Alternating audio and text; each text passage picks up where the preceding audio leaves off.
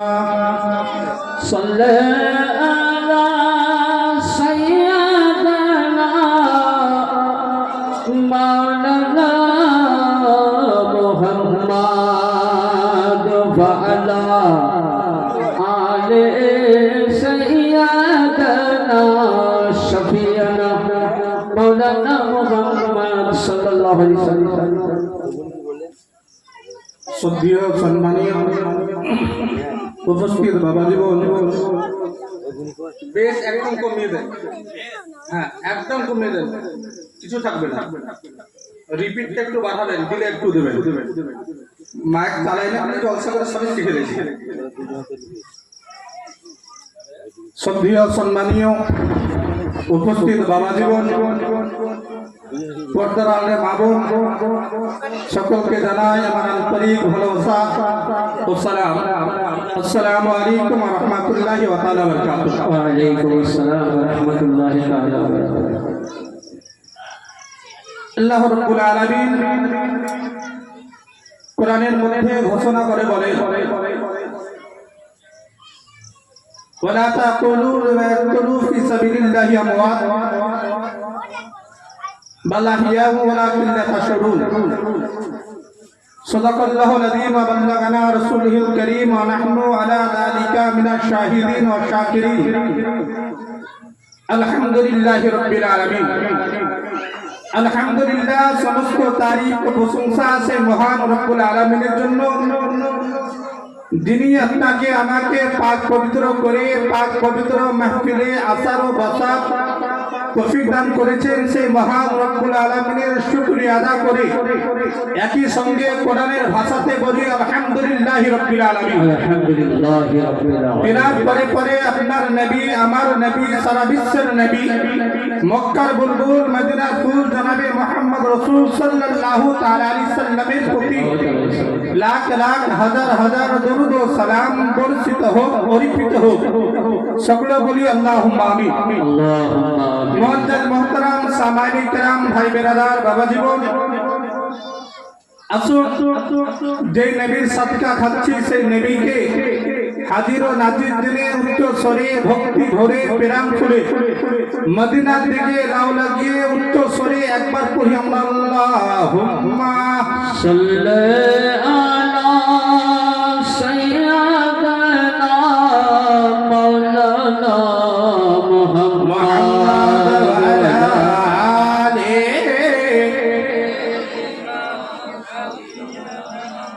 মাওলানা মুহাম্মদ সাল্লাল্লাহু তাআলা আলাইহি সাল্লাম।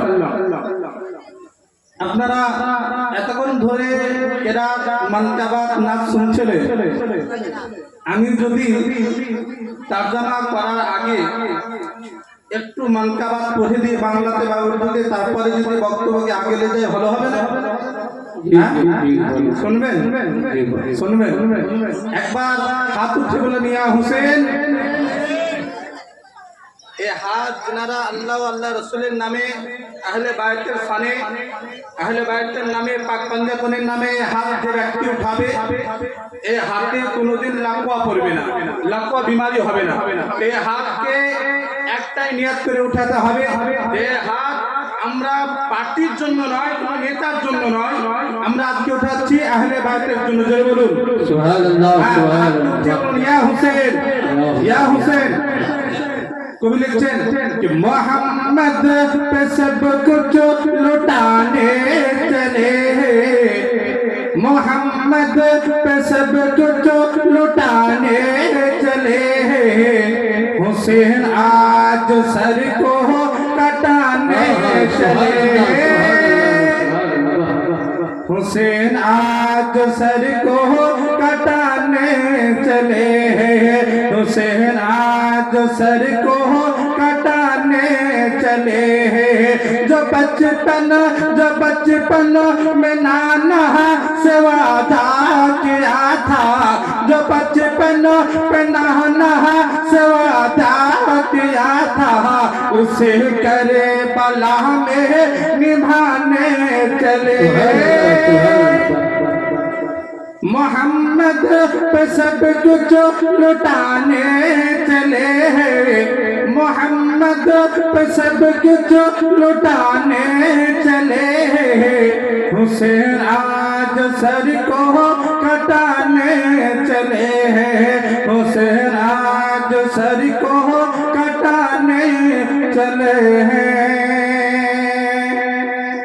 मिलेगा न तारीख में ऐसा गाजी, मिलेगा न तारीख में ऐसा गाजी, लगा दे जो औलाद की जाने की बाजी, लगा दे जो औलाद की जाने की बाजी। दिखाए कोई उनके जैसा नमाजी, दिखा दे कोई उनके जैसा नमाजी, जो सजदे में सर को कटाने चले। मोहम्मद पे सब कुछ लुटाने चले, हुसैन आज सर को कटाने चले हैं। তারপরে কবি কি লিখছে? এখানে কবি উর্দু ভাষাতে বলতে কি চাইলেন, ইনশাআল্লাহ বাংলাতে তার ব্যাখ্যা করে দেবো আপনাদের সম্মুখে। যেহেতু আমরা বাঙালি, আলহামদুলিল্লাহ এমন কোনো ভাষা নাই যে আমরা বলতে পারি না বা বুঝতে পারি না। কিন্তু নরেশপুরের আর মুসলমান বলছি না আমরা বাংলা ছাড়া কিছু বুঝি না, কিন্তু নওজওয়ান অন্য কোনো জিনিস যখন দেখবে বাংলা ভালো লাগে না, হিন্দি, সুজাপুরি, ভোজপুরি, অন্যান্য কিছুতে দেখতে বাহাদুর হাসি মহাজ্জাদ। আমাদের কি বলছে যে পরিবেশ খারাপ হয়ে গিয়েছে, আমরা আজকে যখনই অন্য দিকে যাচ্ছি তখন অন্য ভাষা, যখন আমরা কোরআন ও হাদিসের ভাষা যদি উর্দুতে বলি তাহলে আমরা বুঝতে পারি না, কিন্তু আমাদেরকে বুঝতে হবে। তারপরে কবি কি লিখছেন? বরে নাজ সে দিন কো পালা নবী নে, বরে नाज से दिन को पाना नबी ने, जिन्हें रखा पल को पे मौला अली ने, जिन्हें रखा पल को में मौला अली ने, जिन्हें फातिमा भी ने झूला झुलाया, जिन्हें फातिमा भी ने झूला झुलाया, वही तीर सीने पे खाने चले, वही तीर सीने में खाने चले हैं। मोहम्मद पे सब कुछ लुटाने चले हैं, हुसैन आज सर को कटाने चले हैं। अल्लाहुम्मा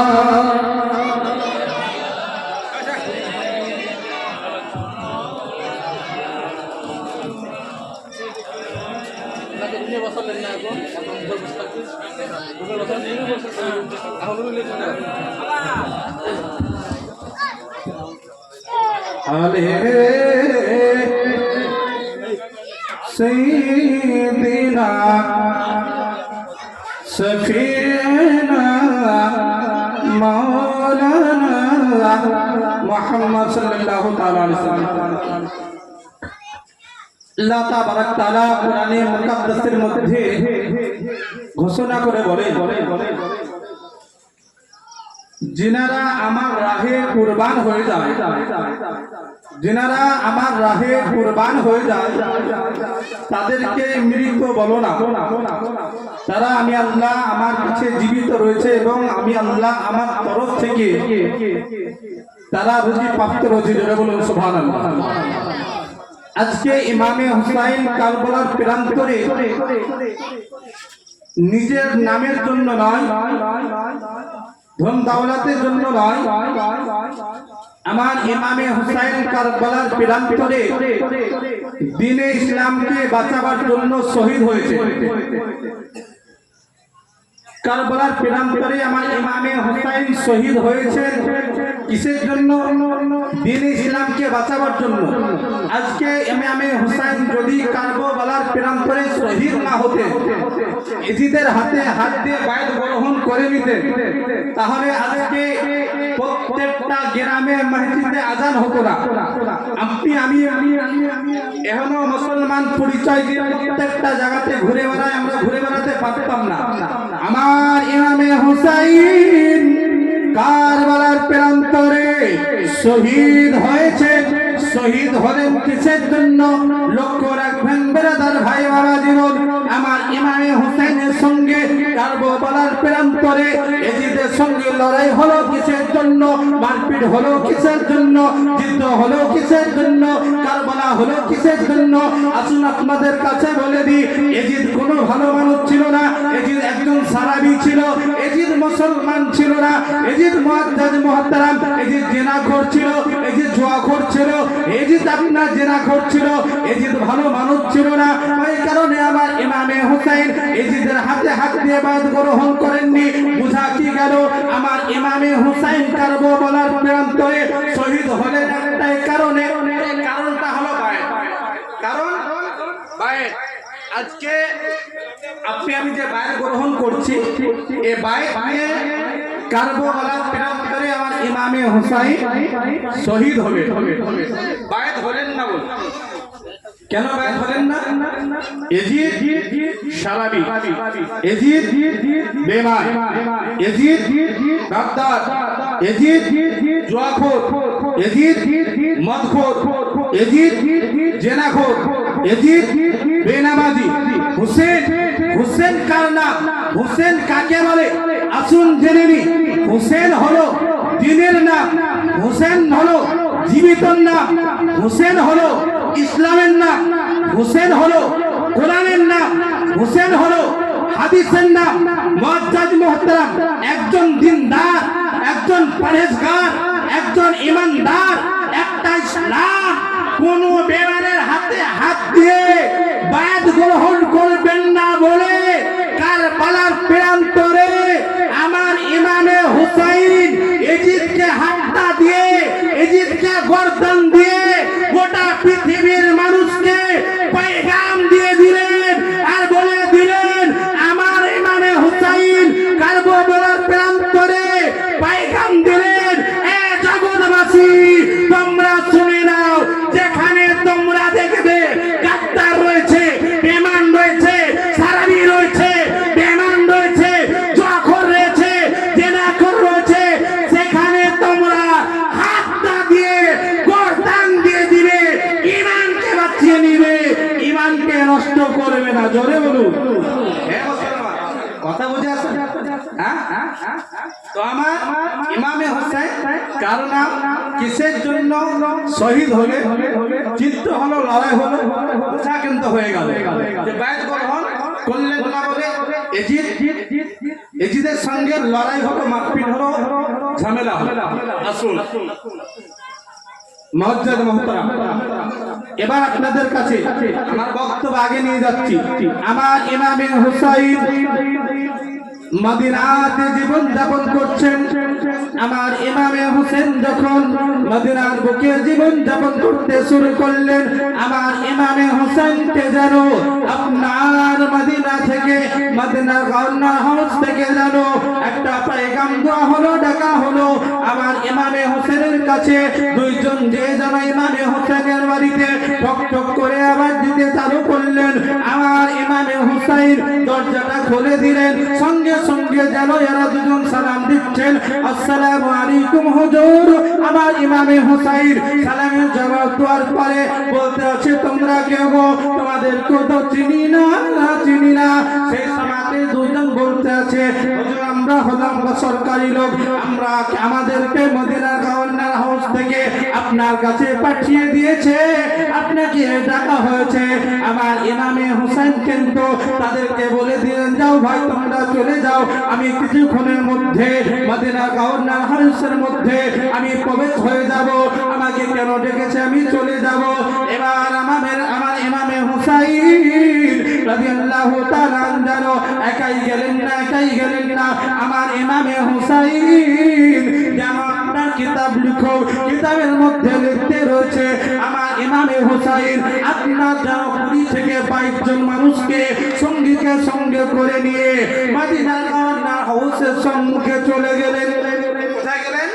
মদিনার গভর্নর হাউস, যেখানে আপনার ইমামে হুসেনকে ডাকা হয়েছে। যেরকম ডেকেছে, যখন মদিনাকে ডাকা হয়েছে আমার ইমামে হুসেনের সঙ্গে 22 জন গিয়েছে।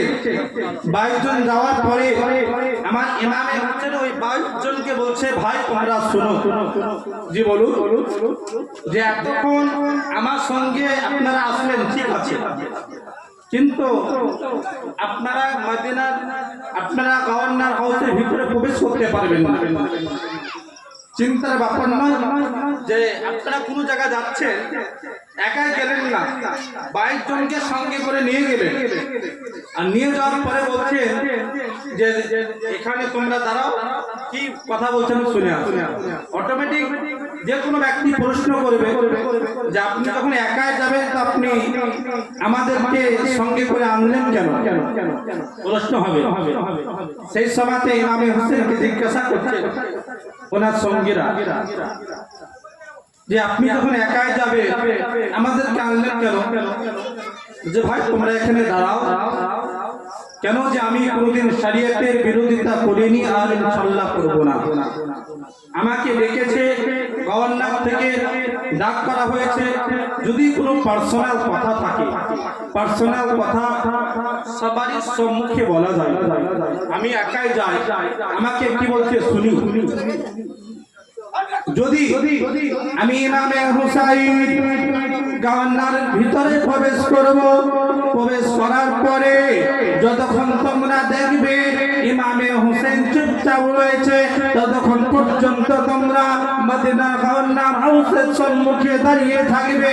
যদি তোমরা আমার গলার চিৎকার শুনতে পাও, আমি জোরে যদি চিৎকার করি, আমি যদি আওয়াজ করি, তাহলে তোমরা আর যারা কোনো আদি তুফানকে না দেখে, কোনো বাধাকে না দেখে তোমরা যেন ভিতরে প্রবেশ করে যাবে। আমার ইমামে হুসাইন যেন এবার আপনার গভর্নরের ভিতরে প্রবেশ করেছে।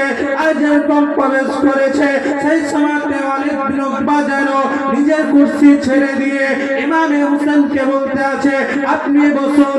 আমার ইমামে হুসেন বলেন আমি বসতে আছি নাই, বসতে আছি নাই, আপনি আমাকে ডাক দিয়েছেন, আপনার ডাকে সাড়া দিয়ে আমি এত দূর পর্যন্ত এসেছি, বলুন কি কথা আছে? সেই সলাতে বলতে আছে আজকে আমির মুআবিয়া ইন্তিকাল করেছে। আমার ইমামে হুসেন শোনার সঙ্গে সঙ্গে ইন্না লিল্লাহি ওয়া ইন্না ইলাইহি পড়ে দিলেন। তারপরে বলতে আছেন আজকে এজিদ বাদশা হয়েছে। আর এজিদ বাদশা হওয়ার পরে এজিদ যেন চিঠি লিখে দিয়েছে। চিঠিতে কি লিখেছে? আজকে এজিদের নামে আপনাদেরকে বায়াত গ্রহণ করতে হবে। মদিনার বুকে সবাইকে যেন এজিদের নামে বায়াত গ্রহণ করার জন্য বলেছে, কিন্তু সর্বপ্রথম আপনাকে বায়াত হওয়ার জন্য, আপনাকে বায়াত হওয়ার জন্য বলেছে এবং ইমামে কাসিমকে বায়াত হওয়ার জন্য বলেছে। আব্বাস আলম বাদদারকে যেন আপনার বায়াত হওয়ার জন্য বলেছে।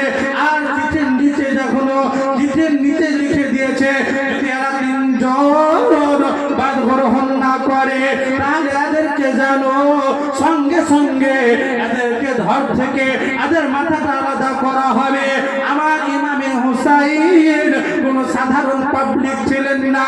আমার ইমামে হুসাইন কয়েক সেকেন্ডের মধ্যে ফয়সালা করে দিলেন। নিজেই নিজের বলতে আছে শুনুন শুনুন, আমি তো একাই রয়েছি, আমার বাড়িতে আমার ভাবি রয়েছে, আমার বাড়িতে আমার বড় ভাইয়ের বড় নিশানি ইমামে কাসিম রয়েছে, আমার বাড়িতে আমার বোন রয়েছে। আমি তাদের সঙ্গে আলোচনা করে নিয়ে আপনাকে জানিয়ে দিব এজিদের হাতে হাত দিয়ে বায়াত গ্রহণ করব কি করব না। সুবহানাল্লাহ, সুবহানাল্লাহ। আমাকে একটুখানি সময় দেওয়া হোক। আপনারা আমার কথা বুঝতে পারছেন? যদি বুঝতে না পারেন তো এভাবে বলবো, গল্প করবো। আমি ইনশাআল্লাহ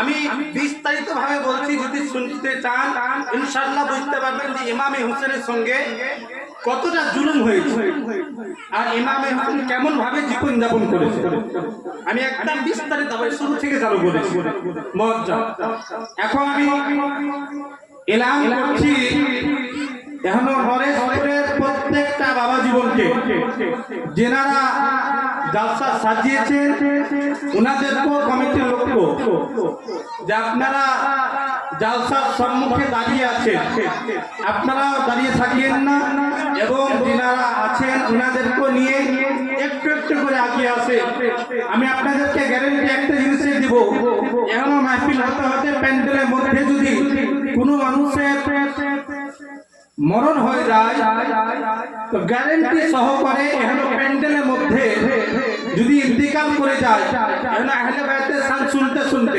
সে ব্যক্তি ডাইরেক্টলি জান্নাতে চলে যাবে সুবহানাল্লাহ তাই বলছি যে আপনারা যখন জালসা সাজিয়েছেন বছরে একটা দিন এখানে ওখানে বসে না থেকে একটু আগে আগে এসে প্যান্ডেলের মধ্যে বসুন বলতে ভালো লাগবে শুনতে ভালো লাগবে হ্যাঁ মুআজ্জাজ মুহতারাম আমি বলছিলাম কি ইমামে হোসেনকে যখন এইরকম কথা শোনানো হলো ইমামে হোসেন বললেন যে আমার বাড়িতে আত্মীয় স্বজন আছে ওনাদের সঙ্গে আলোচনা করে জানিয়ে দেবো আমার সময় দেওয়া সেই সভাতে গভর্নরের ভিতরে একজনের নাম হলো মারওয়ান কি নাম বললাম বাপ মারওয়ান সে মারওয়ান বলছে যে কোনো কথা না শুনে সঙ্গে সঙ্গে ইমামে হোসেনের মাথাকে আলাদা করে দেওয়া হোক ধরতে আল্লাহ আমার ইমামে হোসেন জালালিতে আছে জালালিতে আসার পরে সে মারওয়ানের দিকে এভাবে তাকিয়ে দেখছে বাপ আমরা সকলে নাক পরিষ্কার করি তো মারওয়ান ডান হাতে নাক পরিষ্কার আমার ইমামে হোসেন আস্তাগফিরুল্লাহ যে আল্লাহর বান্দাকে নাক পরিষ্কার করার পদ্ধতি মালুম নাই জানা নাই তার সম্মুখে নওয়াসায়ে রাসূল আমি দাঁড়িয়ে আছি এ বলে আমার ইমামে হোসেন গভর্নর হাউস থেকে বেরিয়ে চলে এলেন এবং আমার যে বাইকুলকে নিয়ে গেছিলেন ওনাদেরকে সঙ্গে করে আমার ইমামে হোসেন চলে গেলেন কোথায় নিজের বাসাতে নিজের বাড়ির আমার ইমামে হুসাইন যেমন বাড়িতে প্রবেশ করছেন সঙ্গে সঙ্গে যেন বোন জাইনাবকে ডাক দিচ্ছেন বোন জাইনাব কোথায় আছো আমার ইমামে হুসাইনের আওয়াজ পেয়ে যেন সাইয়্যিদা জাইনাব বাড়ির ভিতর থেকে রুম থেকে বাইরে বেরিয়ে চলে আসলেন বাইরে বেরিয়ে যেমন চলে আসলেন সেই সময়তে ইমামে হুসাইনকে বলতে আছে ভাই আপনি কেন ডাকলেন একটুখানি বলেন সেই সময়তে ইমামে হুসাইন বোন জাইনাবকে বলেন বোন জাইনাব তোমার সঙ্গে যেন কিছু আলোচনা রয়েছে চলো একটা আমরা ভাই বোনে একটা আমরা দাদা বোনে একটু পার্সোনাল রুমে চলে যায় একটা আলাদা রুমে চলে যায় বোন জাইনাবকে নিয়ে আমার ইমামে হুসাইন একটা আলাদা রুমে চলে গেলেন যাওয়ার পরে যেন ওয়াকিয়াটা শোনালেন আর শোনানোর পরে আমার ইমামে হোসেন বলতে আছে বোন জাইনাব আমি আর মদিনাতে থাকবো না মদিনা ছেড়ে আমরা চলে যাব শুধু মক্কাতে আমার ইমামে হুসাইনের বোন জাইনাব বলতে আছে ভাই কেন মদিনা যাবে তুমি লড়াইকে ভয় পাও নাকি তুমি কাটাকাটিকে ভয় পাও নাকি তুমি ভয় করতে রয়েছো এখানে যুদ্ধ হবে এখানে মারামারি হবে তুমি লড়াই করতে পারবে না ওই কারণে তুমি মদিনা ছেড়ে মক্কা নগরীতে চলে যাবে সেই সময়তে আমার ইমামে হোসেন বলতে আছে বোন জাইনাব কোনোদিন নয় আমি মারপিটকে ভয় পাই না আমার নানা জানের ইসলামকে আমার নানা জানের দিনকে আমি আলী আসগরের কুরবানি দিব আমি তারপর নানা জানের ইসলামকে বাঁচাবো আমি আলী আকবরের কুরবানি দিব আমি তারপর নানা জানের ইসলামকে বাঁচাবো আমি সাকিনার কুরবানি দিব নানা জানের ইসলামকে বাঁচাবো আমি সমস্ত কিছু কুরবানি দিব আমি নানা জানের ইসলামকে বাঁচাবো এবং আমি সবার কুরবানি বরদাস্ত করতে পারবো আমি যদি না বাঁচাতে পারি আমি ইমামে হুসাইন আমি গর্দান দিয়ে দিব কিন্তু নানা জানের ইসলামকে বাঁচাবো কিন্তু ভাই তোমার যখন এতটা সাহস রয়েছে তুমি যখন এতটা বলতে রয়েছো তাহলে কেন মদিনা ছেড়ে তুমি মক্কা নগরীতে চলে যেতে দাও, একটুখানি বলো বলো। সেই সময় আমার ইমামে হুসাইন কি বলতে আছেন একটুখানি শুনেন শুনেন। আমার ইমামে হোসেন বলতে আছেন বন্দাইরা শোনো শোনো, আজকে সাকিনার কুরবানি আমি বরদাস্ত করতে পারবো, আমি ইমামে কাসিমের কুরবানি বরদাস্ত করতে পারবো, আলী আসগরের কুরবানি বরদাস্ত করতে পারবো, আলী আকবরের কুরবানি বরদাস্ত করতে পারবো। মদিনার বুকে আজকে যখন ইনকার করে দিব, নিজেদের হাতে হাত দিয়ে কাজ গ্রহণ করবো না, তখন এখানে মারামারি হবে, এখানে কাটাকাটি হবে, এখানে যুদ্ধ হবে, এখানে লড়াই হবে, আমি সমস্ত কিছু বরদাস্ত করতে পারবো।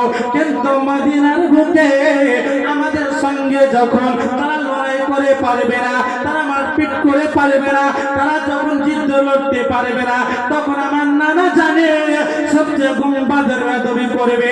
আমি ইমামে হুসাইন আমি সমস্ত কিছু নিজের জানকে কোরবানি করব, আলী আসগরের কোরবানি করব, সমস্ত কিছু বরদাস্ত করতে পারবো। কিন্তু মদিনার বুকে থাকার পরে আমার নানা জানের গুম্বাদে খাজরার বেদবি করবে জিদের দলেরা, বেমানের দলেরা। আমি ইমামে হুসাইন আমার নানা জানের গুম্বাদে খাজরার বেদবি সহ্য করতে পারবো না।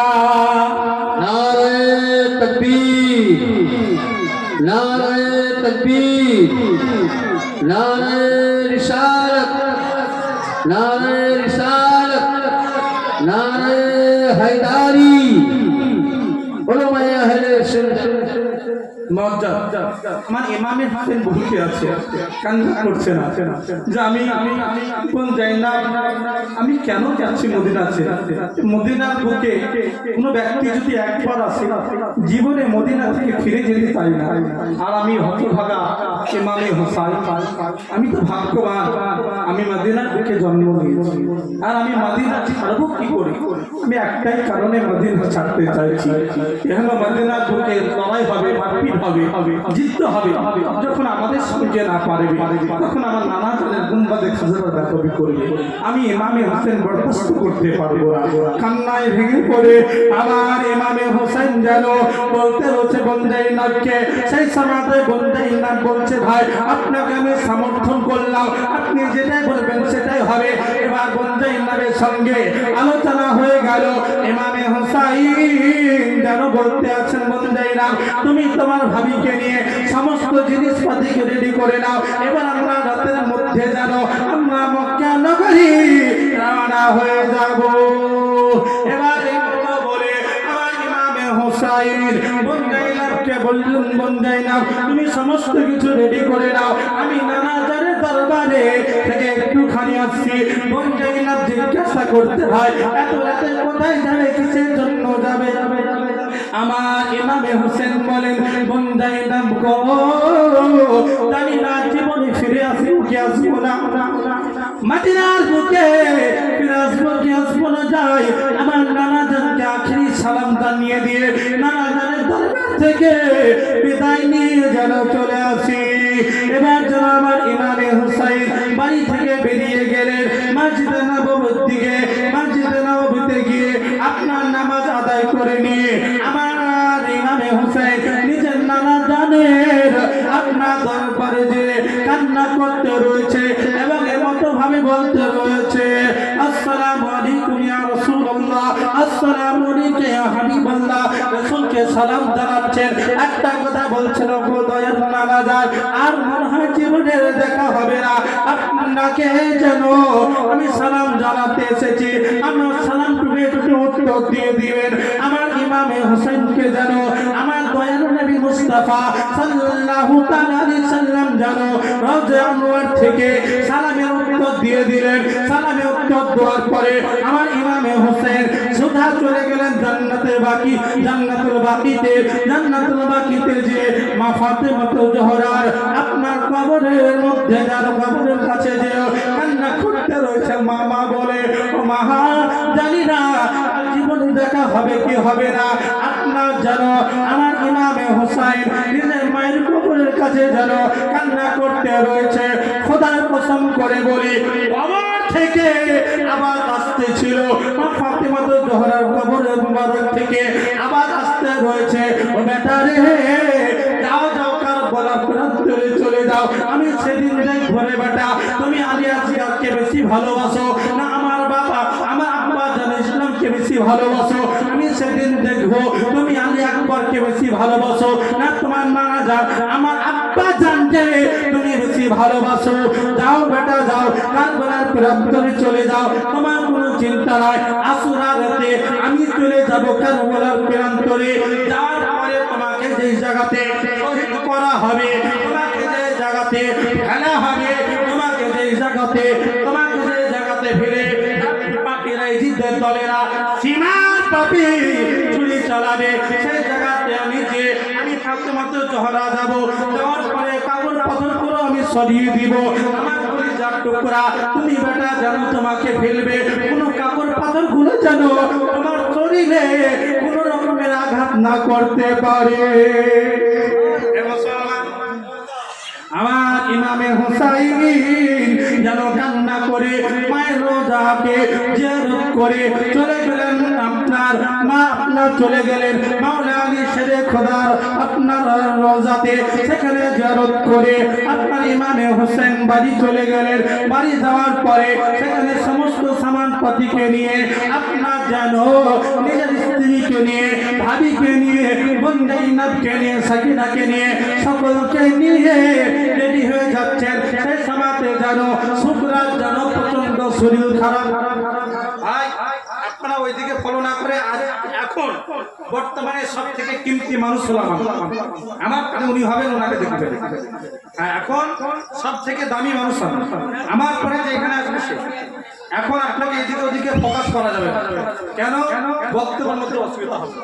হ্যাঁ আজকে শুধু নরেশপুর নয়, আলহামদুলিল্লাহ আসাম থেকে নিয়ে দক্ষিণ চব্বিশ পরগনা, মেদিনীপুর এমন কোন জেলা নাই যে বান্দা করে জলসা করেছে। আলহামদুলিল্লাহ ভাই ব্রাদার একবার আল্লাহুম্মা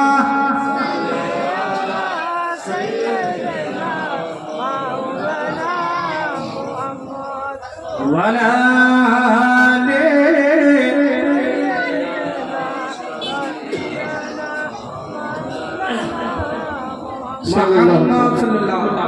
একটু ইকো দিবেন, আবার ইমাম হোসেনের হস্তা ধরে কান্দে সাকিনা, ছেড়ে যেও না কুরবান চলে যেও না। জোরে বলুন সময় হয়ে গেছে। আমি ভাবছিলাম যে বলে দেবো কিন্তু হবে না, বক্তা আছে কোনোদিন যদি আল্লাহ সুযোগ করে শোনাবো। তো মানকাবারটা আপনাদের কাছে পড়ছি।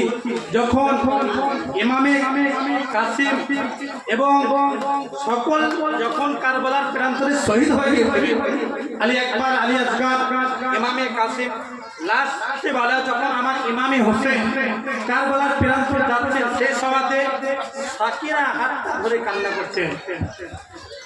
আপনার সাকিনা কান্না করছেন, ওইদিকে কবি লক্ষ্য করে বাংলা ভাষা থেকে বলতে শুনুন। ইমাম হোসেনের ভাস্তা ধরে কান্দে সাকিনা, ছেড়ে যেও না ও আব্বা চলে যেও না, ছেড়ে যেও না ও আব্বা চলে যেও না। ওই কারবালার ময়দান থেকে কেউ ফিরে গেল না, ওই কারবালার ময়দান হতে কেউ ফিরে গেল না, চলে যেও না গো আব্বা, ছেড়ে যেও না গো আব্বা, রেখে যেও না গো আব্বা, চলে যেও না। ওই মদিনাতে শুকুরা কান্দে,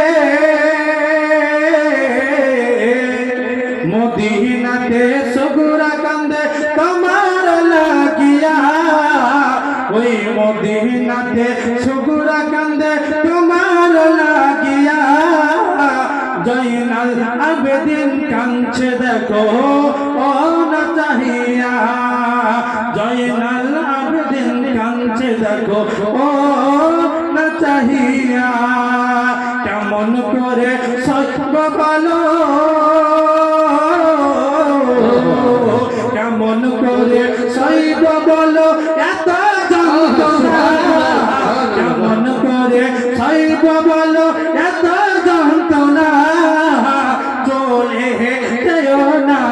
আব্বা ছেড়ে যেও না চলে যেও না গো আব্বা ছেড়ে যেও না ইমাম হোসেনের হস্তা ধরে কান্দছে কিনা চলে যেও না গো আব্বা রেখে যেও না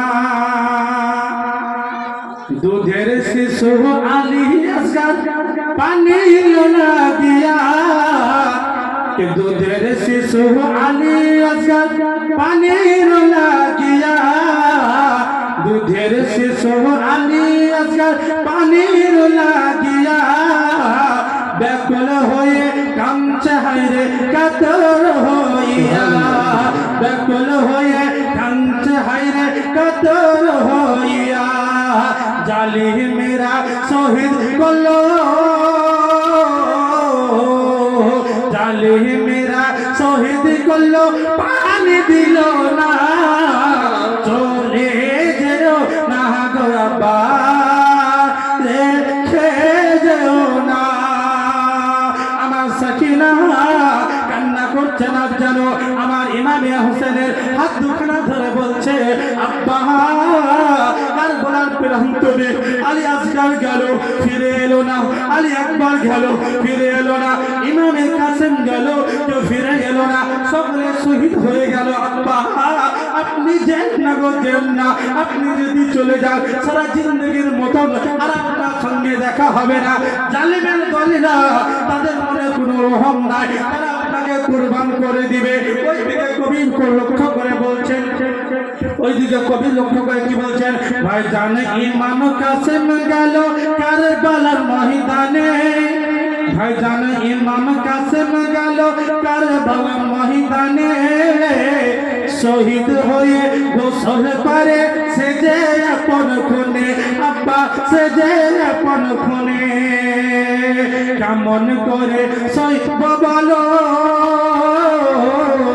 কেমন করে সইব বলো এত বেদনা চলে যেও না গো আব্বা রেখে যেও না আল্লাহুম্মা সাল্লি আলা সাইয়্যিদিনা মাওলানা মুহাম্মদ ওয়া আলি সাইয়্যিদিনা শফিয়ানা মাওলানা মুহাম্মদ দেখতে পাচ্ছেন একের পর এক বক্তা আপনাদের সম্মুখে কোরআন হাদিস থেকে কিমতি দামি দামি কথা শোনাবার জন্য আপনাদের সম্মুখে সে উপস্থিত হচ্ছে আর আপনারা এত সুন্দর সহদায় কারবালা একটি মাহফিল সাজিয়ে এই দোকানে মাকানে বাড়িতে এখানে সেখানে বসে আপনারা টাইম পাস করছেন আপনারা মনে মনে ভাবছেন যে প্রোগ্রাম শেষ হলে ইনশাআল্লাহ দুটি খাবতে কেটে পড়বো রাগ করবেন না কিন্তু এখনো সহদায় কারবালা আহলে বাইতের মহব্বতে যখন এসেছেন এসে বসে দুটার কথা শুনিনি কারবালার প্রান্তরে আমরা নামাজ রোজা যাই কোনো দাম নেই আমরা জানি না যে আমাদের কোনটা নামাজ হচ্ছে কি হচ্ছে না কিন্তু মুআজ্জাজ মসজিদে আমরা যাই সপ্তাহে একদিন বা বছরে দুদিন তো কারবালার প্রান্তরে কাল কিয়ামতের মাঠে রোজ হাসরের ময়দানে যদি আল্লাহ রাব্বুল আলামিনের সম্মুখে একটা কথা বলবো যে আল্লাহ নামাজ রোজা যা করেছি জানি না কবুল হবে কি হবে না কিন্তু আহলে বাইতের শানে বর্ধমান জেলাতে নরেশপুর গ্রামে একটি মজলিস হচ্ছিল সেখানে যে আহলে বাইতের পুরো বর্ণনা শুনেছি জিজরে বলুন সুবহানাল্লাহ আমরা এইদিকে ঘুরে বেড়াতে হবে না যাই হোক আমি বলছিলাম সময় নেই ইনশাআল্লাহ কোনদিন যদি হয় আপনাদেরকে বিস্তারিতভাবে বলবো ইমামে হোসেনের জীবনী শোনার জন্য মিনিমাম 3 দিন আপনাদেরকে 5 ঘন্টা করে শুনতে হবে তারপরে যদি মোটামুটি বিস্তারিতভাবে হয় তাহলে হবে আলহামদুলিল্লাহ শোনাবের ক্ষমতাও আছে কোনোদিন যদি পাঁচ সময় আপনাদেরকে অবশ্যই শোনাবো মুআজ্জাজ মুহতারাম আহলে বায়াতকে আমরা যারা ভালোবাসি ওনারা হাত তুলে উত্তরণ একবার জোরে বলুন ইয়া রাসূলুল্লাহ ইয়া হুসেন আহাসুক জহতই তুফান মোরা কবু ডরি না আহমার হৃদয় কাবা আহমার হৃদয় কাবা দয়া নেতে মদিনা আহমার হৃদয় কাবা নয় নেতে মদিনা পাকে পঞ্জতন পাতা